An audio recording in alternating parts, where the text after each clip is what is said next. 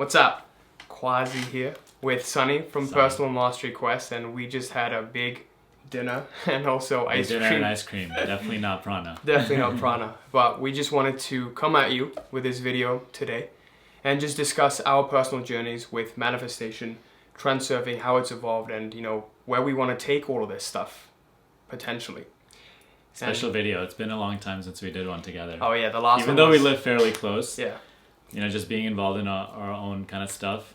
I think it's been almost a year since we did our last video. That was also in the Quazi residence, in the Johir residence. It was downstairs. The conservatory. But you can see how much more professional we've gotten, kind of. Let's go with all the lighting and stuff. Yeah. That's awesome. But, definitely want to discuss all the things that have kind of changed for us personally since then. Mentally, spiritually, also physically in life. And really what we're learning today in our current phase, what phase we're going through, where we're taking our journey, and really how we're just living our life right now. Yeah, I think the last time we made that video, we were talking about concepts from Fred Dodson's book. Yeah, I remember that's when we were just getting into that. Yeah, I wasn't fully into identity shifting stuff back then, but then slowly I've started getting into it. Your pupils are really dilated right now. Really? Yeah, it's the darkness and the light. It gives a really cool effect. But I think that's the cool part about documenting this journey as well. Because I think, even if we look at our early videos, it's like we were at a completely different stage mentally. And you can, people can see that progression of ours through our videos too. So I think it's going to be in a couple of years, let's just say, it's going to be cool to look back. Dude, that would be insane. Where you were and everything. And just even how you look differently physically. Yeah. Yeah, your physical appearance definitely changes with that. I think that's also a big thing we were talking about when we discussed, who's the... forget the name of the guy, the owner of Tesla. My memory's Elon Musk. Elon Musk. How, just brilliance in one aspect of your life, it just bleeds out into different areas of your life. You even start to get better looking. You start to get more drive. You get better at the gym. You start getting bigger lifts. Every single area of your life starts to get transformed. Is that something you're experiencing right now? And if so, how so? So talk about your current stage, where you are right now, what you're dealing with, what your main intention, main focus is. Okay, so essentially, I would say when I first started off with this journey, I wanted to really, get to financial freedom. But that was I would say towards the end stage of it. But obviously, there's no end stage. But the latest stage was me getting into entrepreneurship. At first, it began with fitness and personal development, getting good at that. Then with social situations, getting better at talking to friends, even girls sometimes. But then it evolved more and more into entrepreneurship, wealth, and now it's actually service, something bigger than myself. And that's what Very key. Yeah, that's what I found out that the life purpose thing was. It's something that serves you, but at the same time others. And more that I started doing this, the more the growth, it just expanded in all areas of life. And now, talking about that, I saw that at one point I really started getting into the spiritual stuff, yoga and all that, and I stopped going to the gym and my muscles, I spent a lot of time building muscle, and all of that, the gains started going away. So, and when all of this happened, I saw that I was slacking in other areas of my life as well. My business wasn't going too well. I wasn't doing the best months because I wasn't going to the gym, I wasn't working out my best. That drive, that intention energy was missing. It's kind of like when someone gets into a 9-to-5 job. They just keep doing the same pattern over and over again, but you can see that they're getting deader and deader inside. More... lifeless. Yeah. Literally lifeless. Yeah. And they just go through the same cycle. They come back, just eat themselves, and literally shove out all the pain with food and entertainment. Yeah. And then do the same cycle every single day again. But this life energy, the vitality is missing. You can even see it in their eyes. The pupils get... That's why your pupils are always dilated. But life. But I saw that that's what was happening. I think now that I look back at it, maybe that's why I wasn't doing too well, because I wasn't going to the gym. I don't really care about it. I'm I'm just gonna work on spiritual stuff, and I just personally didn't resonate with that a lot. Just working on that and not working on getting better physically and working out physically.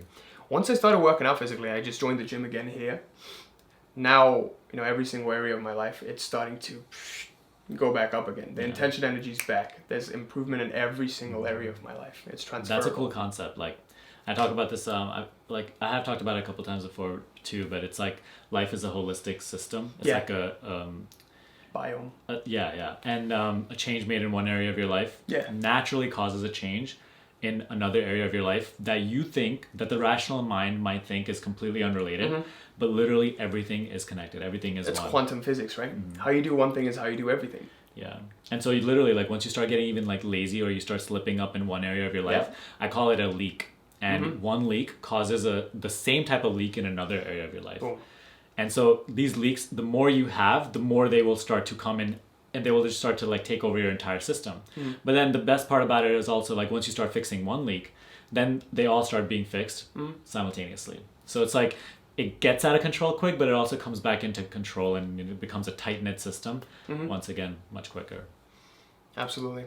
But in order to perform at your best and like, you know, like live your best life and feel energetic and loving and positive every single day, you got to have like a somewhat tight-knit system where your energy feels clean and you're going, you know, you're waking up every single day with that full energy. For sure. Kind of a tangent, but carry on with your current phase of life. Yeah, so current phase of life is just growing the coaching business and really like taking this to the next level.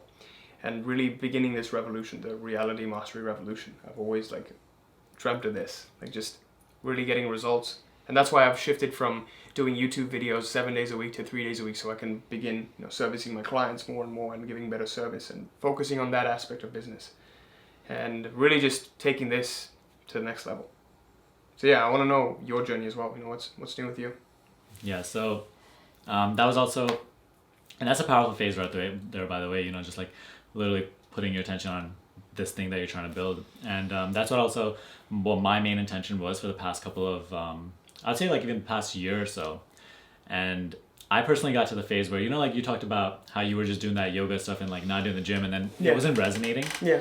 So I noticed that the more time and energy that I was putting towards trying to create the business and trying to, you know, build something like a business, getting more clients and everything like that, I wasn't fully resonating with it. I started to, just like you, I got into this journey to gain financial freedom doing what I loved. But I started to notice that I was focusing way more on just the financial freedom part. Like I was focusing so much on making a living. And then I realized, like I asked myself, what am I trying to do this for, right? What am I trying to make all this money for and build this business for? And I realized in order to do the things and live the life that I really want. And so it was like a means-focused thing for me personally. And so, and like I was, the work every single day was started feeling like a grind and like lack of passion. So I was like, maybe, you know, this isn't my true path, like my true goal path. Still resonate with it somewhat, like is my path of service, it's my way of giving back, and also it's something, you know, that I'm passionate about. But like to do it to that extent where I was giving all my energy to it all day, every single day, just wasn't working anymore. And so I was seeking something different. But at the time, like again, right, I was on a kind of a path of like not knowing what I wanted to do. And then, but really just like the path that was calling me was like, okay, do what you want to do. Don't wait. And so recently, as I started, like, as you know, the people that watch my channel, the series that I started, Act on Your Bliss, literally about just not waiting for what you want to do. You might think that you don't have the means right now to do what you want to do. Okay, just do whatever that thing is in whatever extent that you could do it. Take some action towards it whatsoever. Yeah, that's key. But it was so funny because like when I actually asked myself, right, like what are the things that I would do right now if I had all the money in the world, all the time in the world?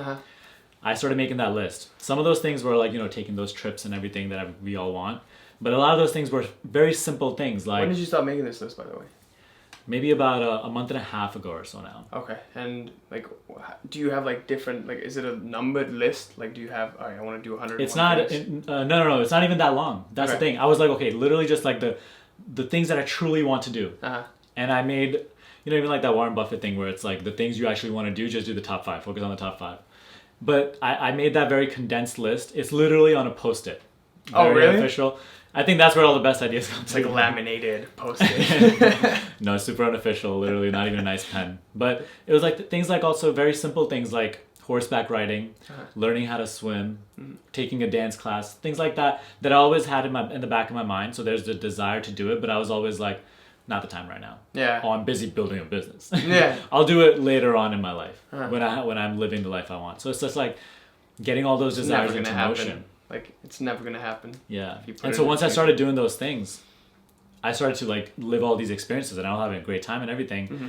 But I also started to realize the temporary nature of experiences. Mm-hmm. And while I was even having the best time, I'm realizing that, okay, I still want something more. And so I started to wake up to that fact, and like I started to look at even these most successful entrepreneurs and how building a business never stops.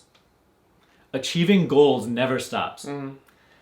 So I was like, if giving all my time and energy and focus to this doesn't feel the best right now, it's not gonna feel better when I have a big business and I'm gonna have more to maintain. Mm-hmm. So I was just like, what I truly want is something more than just what the physical can offer. Not in a bad way. I still go for my physical desires, but at the same time, I started focusing a lot more on a lot of that self-realization stuff, meditation, becoming more and more aware. And so, over the past couple of weeks, I've really dedicated myself a lot to that.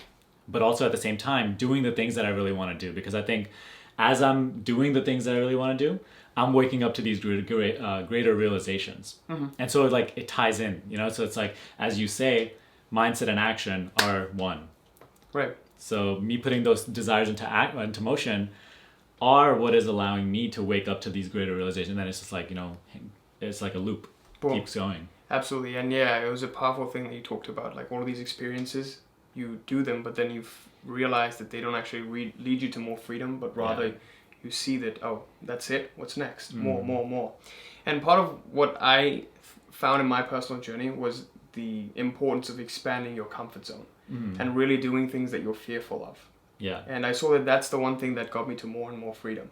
Because once you do it, then you're like, oh, wow, I did that.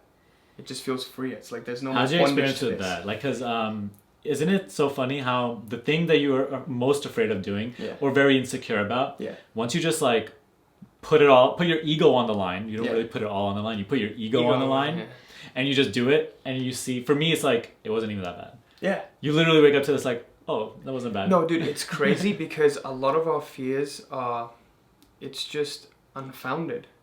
Like, I've had roommates who were homosexual, and they were just completely afraid because their families were just, completely like Catholic, right? And they were like, oh no, I can't tell anyone. I can't tell my family. And they just suppressed this until it became repressed, and they were just acting out in other areas of your life. It's kind of like the nature of karma. Something's trying to get out, but you keep suppressing it, you keep putting it. It's going to find expression in other means. So this keeps happening, they just get bitter and bitter and bitter and bitter. But then once they start to truly live what they were meant to live, just like our passion, us doing our passion, pupils dilate. Life energy comes Authentic back. path. Vitality comes in. And then my roommate, he just started dating this guy recently. And he just like completely turned into a different person. But those fears that he had of not being openly gay, it was just completely unfounded. It was just him making this up. No one really cares. Like other people just don't really care that you are. And then this happened in another instance. Like people just, it's better to like not, because he was on the verge of killing himself. Wow. That's the point he got to. He was like, this other friend, he said he would walk on bridges and always think about jumping off. Wow. And one day he just tried to take a lot of pills and overdose. It's getting a little dark, but we're keeping it real. But yeah, he just like wanted to end his life. And after he opened up to his parents, turned out his parents were open with it. They were completely cool with it. But he was the one who was afraid because of how he'd thought and perceived society would see it. And it's like a lot of our conditioning that we're getting unconsciously. Right? That perspective, that it literally creates that experience that is so real. Like you really think that it's like do or die. Yep. Like if I do this, there's a lot of consequences, but only as long as you are looking at life from that perspective. So it's like, it's crazy. There's a big lesson to be learned there.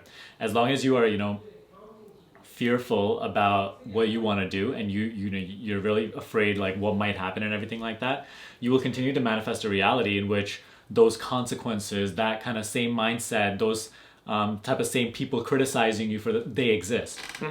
And so you continue to manifest a reality of fear, of those types of negative emotions. But it's like when you start to have a different perspective of empowerment, I can do this, et cetera, then you start to manifest a completely different experience that reflects that mental attitude, that belief. Absolutely. And yeah, a big experience that I had recently of overcoming my fear was going into the ocean. I was always afraid just going like really to the deep end because one time You know how to swim? I know a little bit how to swim, like a little bit, but I can like out survive. It's not like I'm in the same boat. Like even though I took that swimming class recently, like I'm in the same boat. If you put me in 10 foot, I wouldn't be able to tread like a professional, but I would have doggy paddle and exactly. But I always had a fear of just going to the deeper end for some reason, and the currents, because one time I was at the beach, I would say this was 3 years ago at Jones Beach, and the waves were really rowdy, and it pulled me in, dislocated my shoulder, because it was dragging me across. If you get caught wrong, it can like really drag you in. So how did you even make your way back at that time? I made it my way back, like literally holding my arm, and I went up to my dad and I was like, Dad, my arm came off. Can you fix it? He just pulled it, fixed it, literally. And then I sat down on a beach chair. I was like, all right, it's been a rough day. I'm just gonna go for a drink. I reach for a drink in the bag. It comes off again. Oh no. And then I'm like, oh, Mr. Lifeguard, my arm came off. Could you come fix it?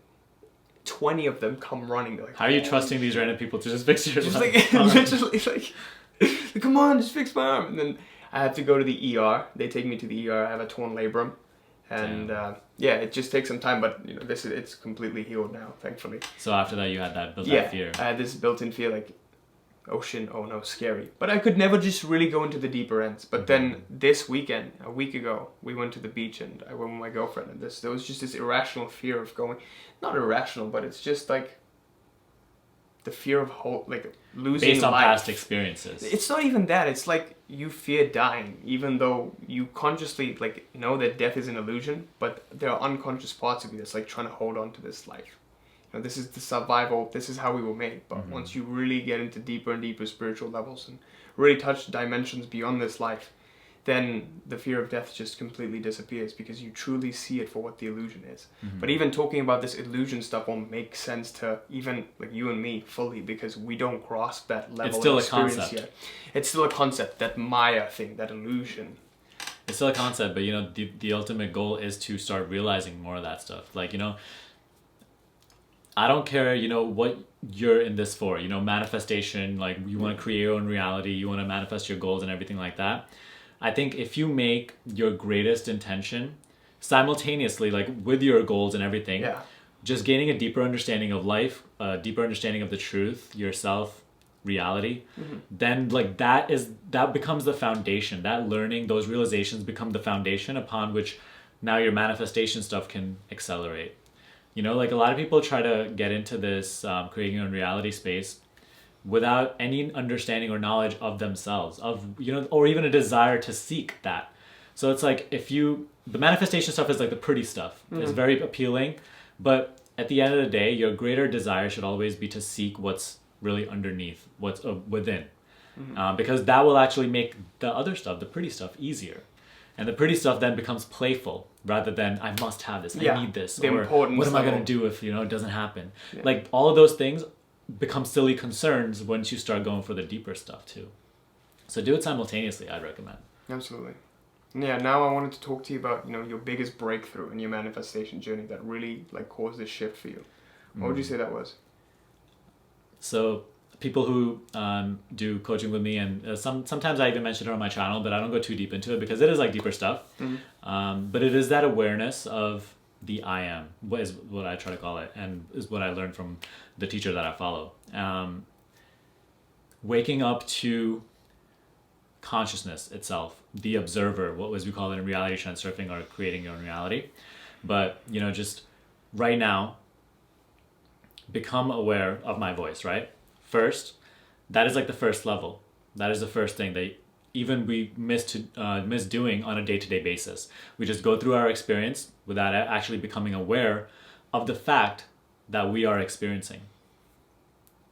So just right now, plain, just like without any sort of, don't do it in your mind, just become aware of the fact that you are hearing my voice.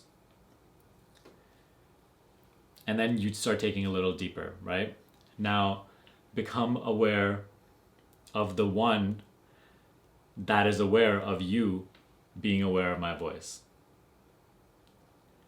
So see, it's a little confusing, so I'll say it again. It's actually freaky stuff. I was doing this in the car on my ride over. I was like, this is a simulation. Like literally you get so disidentified. This stuff is actually nuts. Like this is a game changer. It causes an instant shift in attention. So I'll say it one more time, right? Just because there's a lot of like similar terminology. So right now you're aware that you're listening to my voice, right? There's just this awareness, and you're not necessarily thinking right now. You're not conceptualizing my voice. You're not judging my voice. You're just aware of the fact that you're listening to my voice. Now become aware of the one that is aware of you listening to my voice. So see, in the beginning, it might just be a faint sense. Or maybe there's nothing at all. Maybe it's still very conceptual. But this is that shift in attention that allows you to go from the small self person ego perspective to the zoomed out observer, what we call higher self. And like, you know, now it's becoming my greater intention to live more and more of my day like this. And also teach, you know, how to do this and everything like that, and how to take it deeper. But it's so true. Like, it literally causes that instant detachment where you realize, oh, you know. Yeah. And you start to experience the entire experience at a completely different level. Absolutely. Different, like, vibrancy. The thing with this kind of stuff is it causes you to not identify. Yeah. It's like whenever you bring in such deep awareness to something, you stop identifying with it. Whenever there's awareness on your thoughts, you stop identifying with the mind. You're not the mind. You have thoughts. When you have feelings and you feel your feelings, then you bring awareness to the feelings. Then you stop identifying with the body, right? Because you cannot be what you are aware of. Exactly. Because you being aware of it means that you are beyond it. Totally negates observing it. Yeah. Yeah. So once you become aware of all of this stuff, you start to become really like conscious of the fact that, you know, what the basis of identification really is. Like, you are creating identification. What you call as yours, this is my house, this is my watch, this is my, you know, camera, or these are my clothes. These things become an extension of you, right? So these material things, your body becomes an extension of you. Whenever you create identification with any of these, your thoughts become an extension of you. So it's kind of like in Harry Potter, when Voldemort, the villain, so for those of you who haven't watched Harry Potter, Voldemort is a villain, and he splits his soul up into 7 different Horcruxes. And a Horcrux is an object that contains his soul. Okay? And when you destroy one Horcrux, Voldemort gets weaker. When you destroy another Horcrux, he gets significantly weaker. Until you get to the 7th, he just completely dissipates. Otherwise, he's immortal, because he's just divided himself up into 7 of these Horcruxes. When you create these identifications with these things, then you're just hanging on to the material. Yeah. When this watch is gone, you're going to be less of Quazi. When this clothes is gone, you're going to be less of Quazi.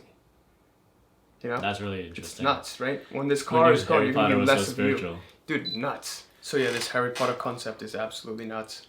But that's essentially what creates the suffering. It's being so immersed in your physical experience that you start to think that that is you. And that's, you know, that's the state that we all live in.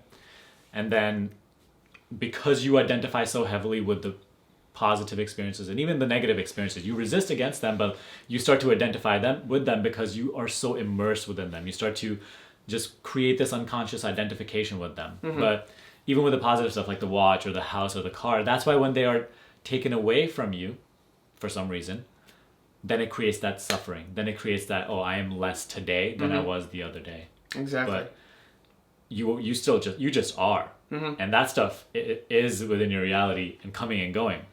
But once you know, are okay, so this is you, but you're identified with the stuff in here. And this stuff is constantly transitory. Yep. So, you know, that's like the nature of the physical form, right? Exactly. The more subtler and subtler you get, the subtler the energy gets, the less it gets temporary and the more it gets timeless. You know, the time sense. Because time only exists here. Exactly. And truly, I'm actually intuitively feeling this very, you know, for the past couple of months, is like, as you zoom out more and more and more, time truly vanishes. Yeah. You start to truly like understand the nature of just isness, just being. And in being, there is no time. But once we're starting to project experiences and project a timeline and a story, once we get so attached to that story and then a hope for a future, then we create this sense of time within this physical perspective. It's very relevant to experience on a day-to-day basis. It's okay. But it's like, also wake up to a greater knowledge is very helpful to wake up to that greater knowledge that it's ultimately not real. And you are beyond even that, you know? Yeah, the biggest struggle I find with, so a big part of my work, the big part of the reality mastery program is identity shifting work. And this also entails you taking on a form that you would like to experience. As a result of you taking on a form, you align to a higher principle of reality, the law of variation. Everything is in the process of becoming and being. Now, nothing ever becomes its ultimate potential because it's always in this being state, the I am state. It's constantly, evolving. And with that said, when we ask clients to really think about who it is they would like to become, who they need to become, the character they need to become to achieve their goals, they start to get identified with the characteristics. And that's not what the point of this is at all. You're not supposed to get identified with the characteristics. You embody them in a detached fashion. This is just who Quazi 2.0 is. But in a subtler way, it's like not, you can't really explain this in words, but it's just like, this isn't you. This is an embodiment. There should be a separation. You're wearing a mask. We're wearing a mask to experience this part of reality, that part of reality. When you take all of these masks, you really get into this emptiness, the I am state, like you talked about. It's like that unique angle on life, on reality. So you are not any of those identities. You can experience any of them. And all those identities come with corresponding worlds. Exactly. However, even if you are the most successful person you think you are, like you can be, even that identity, you still are not that. You are the one aware of that identity. You are the one within which that identity is currently being projected. That would be the most accurate way of describing it. You're aware of this identity. When you're aware of it, you're not identified with it. And that identity and its world. So it's actually funny that you say that, because like sometimes I'll have clients and they go through like some really cool phase and they're like really excited. Oh, I'm doing this now. I feel great and everything like that. And I'm like, that's great. You're feeling great. But at the same time, let's say in 3 days you don't feel so great, right? Let's just say you go through a phase where you're having some difficulty, right? Know essentially that, like, don't just try to come back to this phase. Don't like be chasing just the good experiences. But instead embrace both the perspectives. Learn from both the perspectives. Always seek to extract the experience from the highs and the lows, right? Don't just get into this type of creating your own reality stuff to try to run from the lows. You will have the lows. Embrace the lows just as much as the highs. Don't be so attached to the highs, and then don't resist the lows either. And then know that you're ultimately above it, so then whatever you are experiencing, you can go through with it, through the whole experience with ease, without suffering. As long as we are attached to the good and resist the bad, then we are always creating suffering. Then even in the good times, we're just like a time bomb ticking. Oh, when are you going to be suffering next? Absolutely, yeah. And most people, they just let themselves experience the good, but not even fully. Even when you're experiencing the really good parts of life, you're not there. If you were to just live this life in complete experiencing mode, you were just letting yourself experience what comes up naturally. People nowadays, when they get sad, they're afraid to cry fully. They're afraid to laugh fully. They're just afraid to experience all of these things because they're like, oh, what will people say? This is not something you do. So they just stuff all these experiences down. But if you just lived really naturally, like an innocent child, the current allotment of karma you have in this lifetime would play itself out naturally. Yeah. And absolutely. Obviously, when you're in the spiritual path, you want to get to transcendence. You want neither good karma nor bad karma. You want to let the karma out. You want to drop the karma altogether. In other words, just be. Allow yourself to be more often rather than being somewhere else. Like instead of being somewhere, sometimes just be.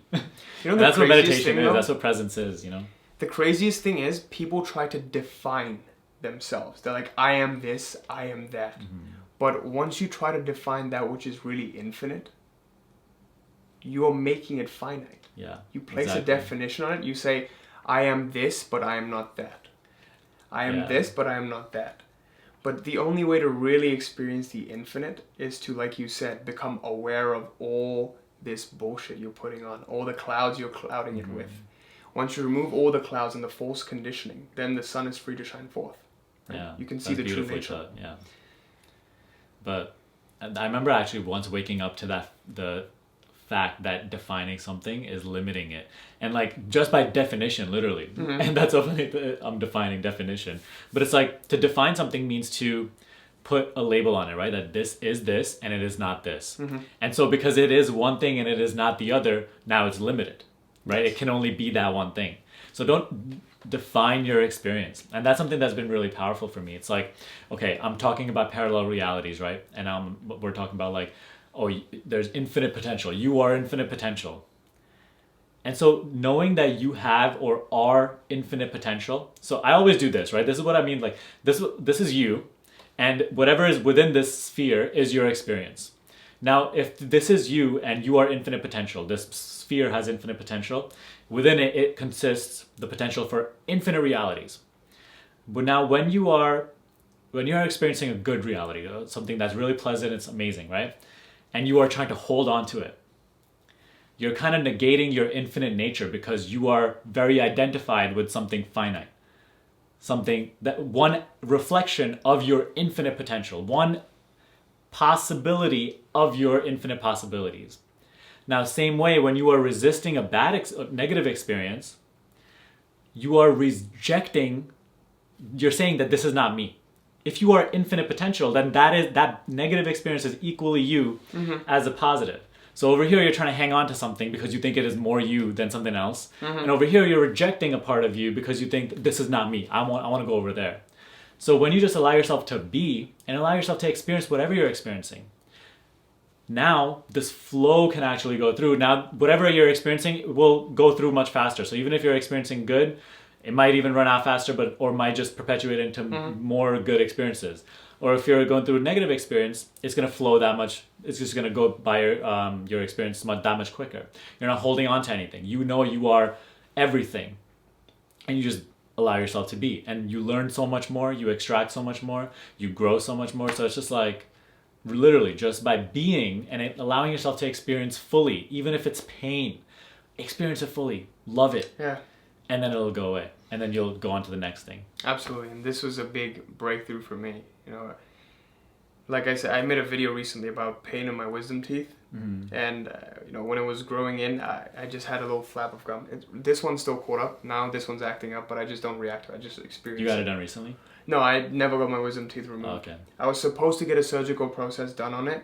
The doctor recommended it immediately, but then I called up my dad. I was like, do I do this? He was like, nah, dentist here trying to scam you, bro. Don't go for it. Don't do it. Just come back home for a week. Watch it. I was like, okay. But the dentist was like, if you don't do it, you're going to die. And I was like, you're like, I'm take infinite, the chance. bro. I'm infinite, bro. I'm infinite. So I just went home, stayed for a week. It got more and more painful, but I just experienced it, let it be. And I just stopped giving it my attention. Stopped like perpetuating this. It's like, because a lot of people, when they go through a lot of pain or they're going through an experience they dislike, they just talk a lot about it. Yeah. This is all they can talk about. And that's like considered normal. It's like talk about your problems. People literally relate over their problems. It's so silly. So crazy. It's like, you know, you're literally how's your day going? Oh, I'm tired. Man, just hanging on. Just hanging in there. Hanging in there. Yeah. Or like, could be worse. I'm like, damn, really? That's what you're limiting your life experience to? You know? It's like a point of gossip for people. It's like, relating. I had a question like that in my Facebook group recently. Someone asked, why do the good times run out so quick and the bad times seem to last so long?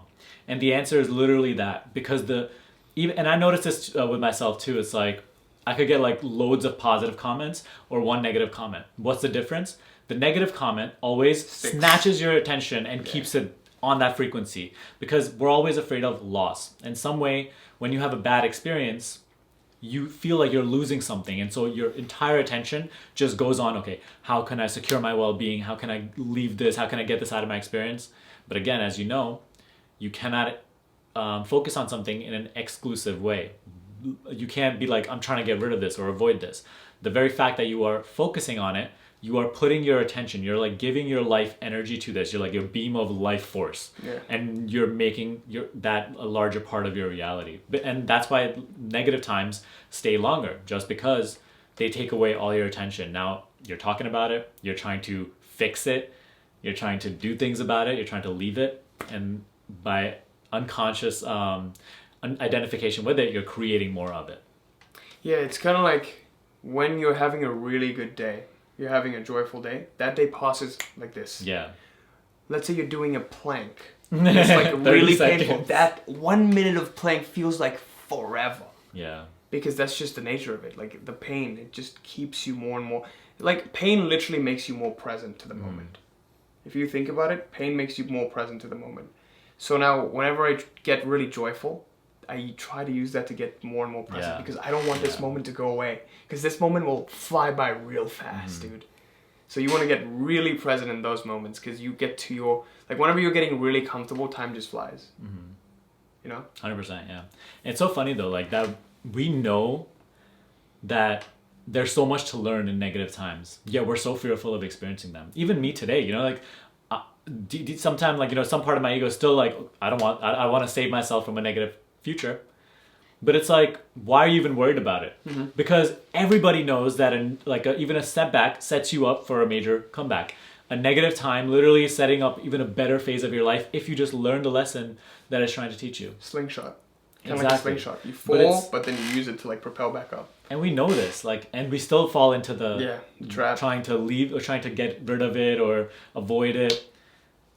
Whereas like good times are great, but you'll notice in your life, like, where have you learned the most? Where have you woken up the most?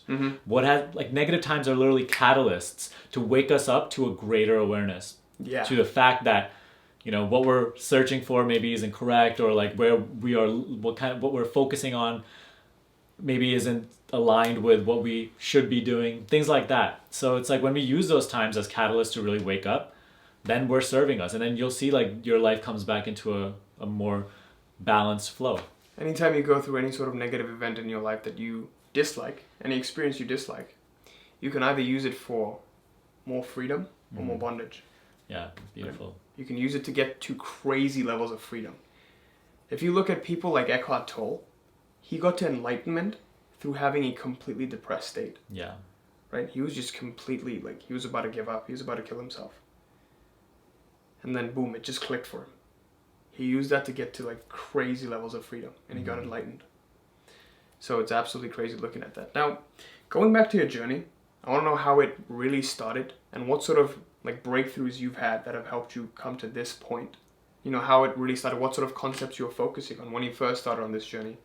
How it evolved, because I know you started with like more personal development stuff. Yeah. Then you found Transurfing. How did that evolve?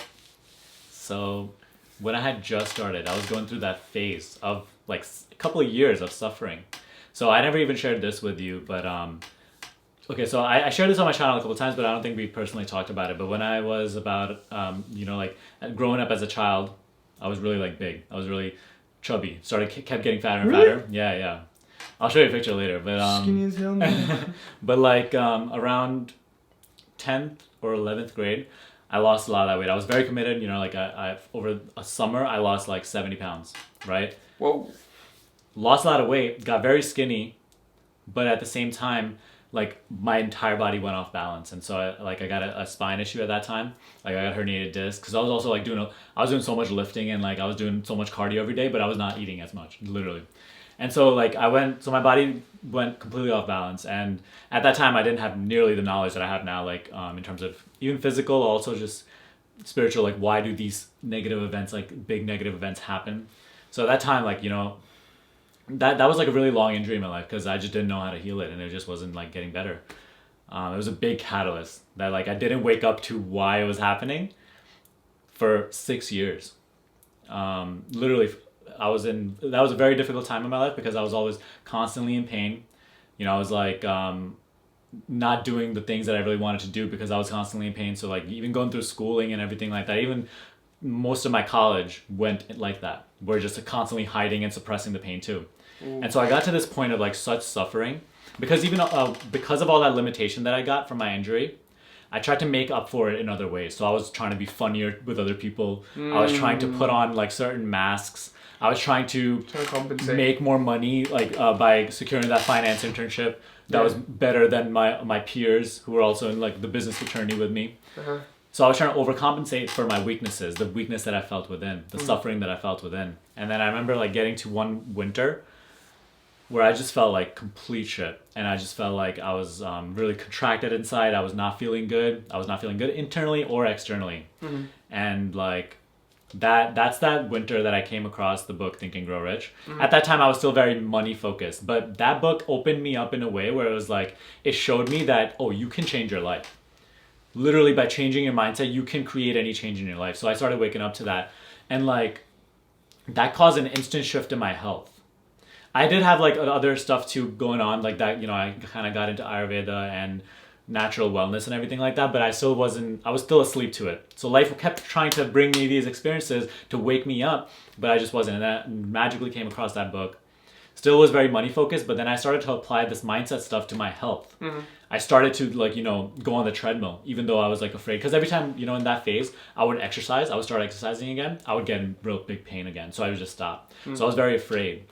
And so when I started to put that mindset stuff to use and I started to see instant results in the way I felt, how that pain actually started to like leave and I was feeling more healthier and everything like that, I'm like, okay, this stuff is real. So I went all in.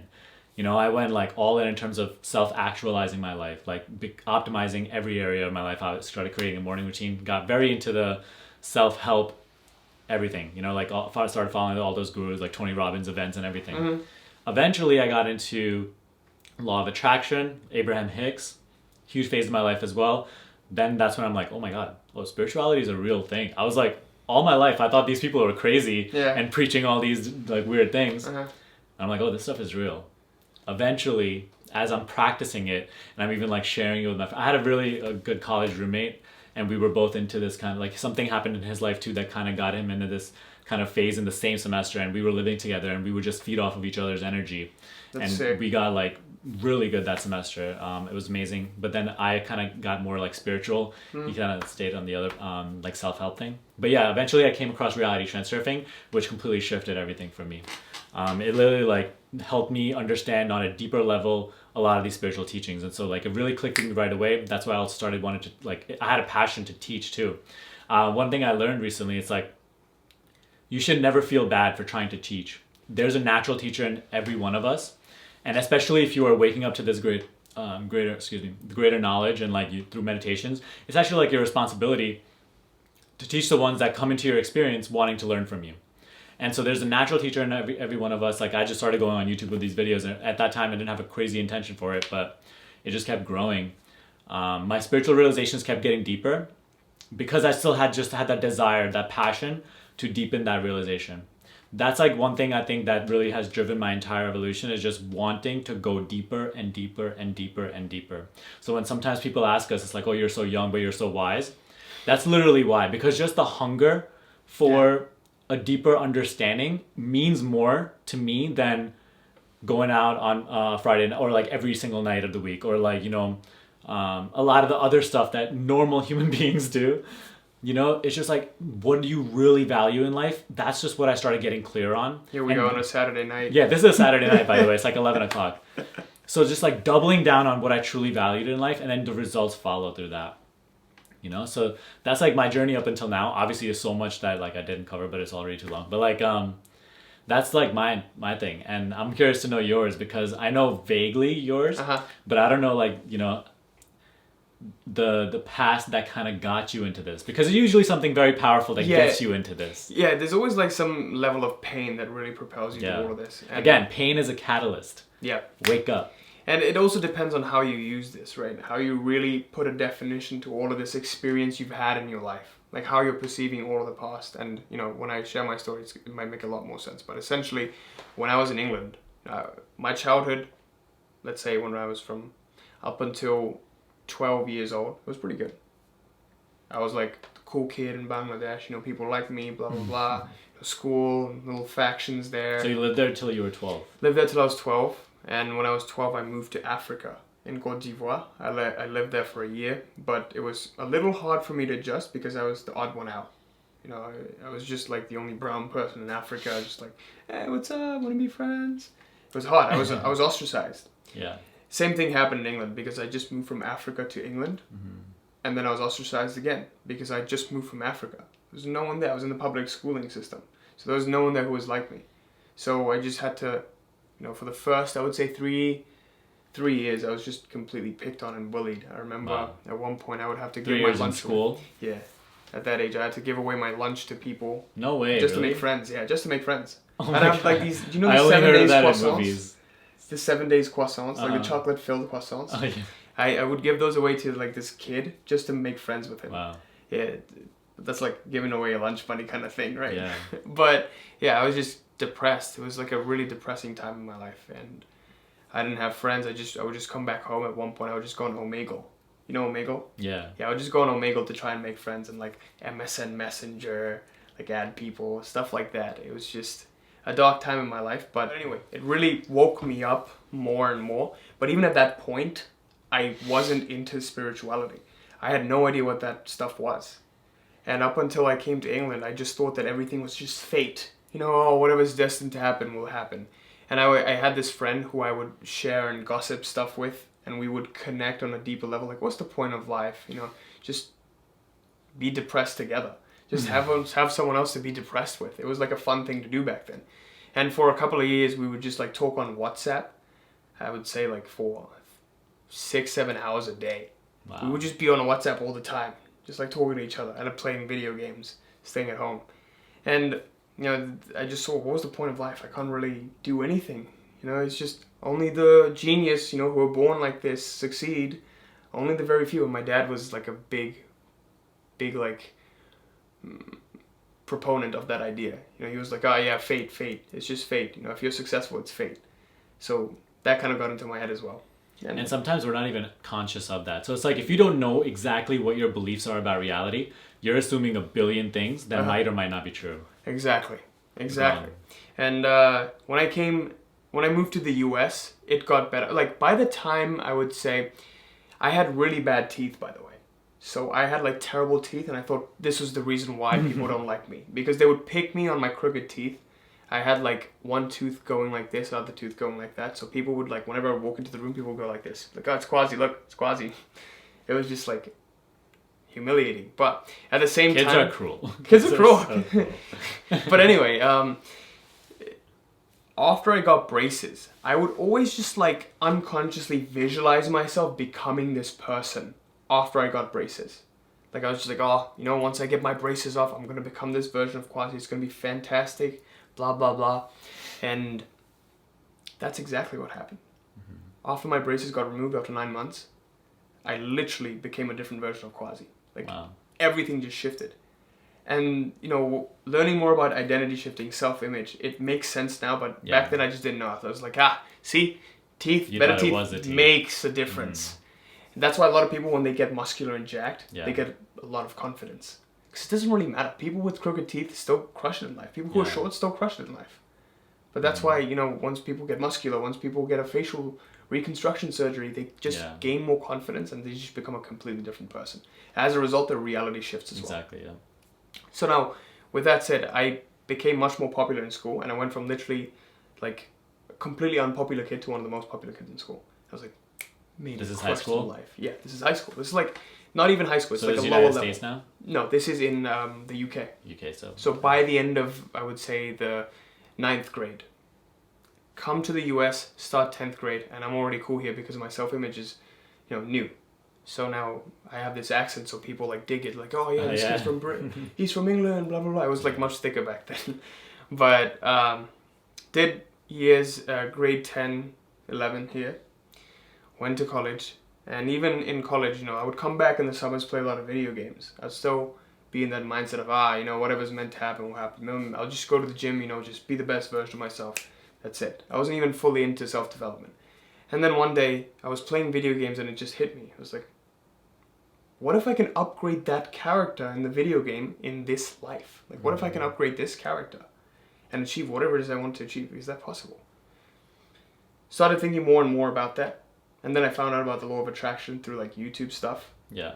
And then my life just changed completely. It's like, you can use your thought. Because you got that desire. It sparked that desire in you, and then you're like, okay. And you just get that little taste. It's the possibility. Once you get that little taste, it's nothing else will ever suffice. Yeah.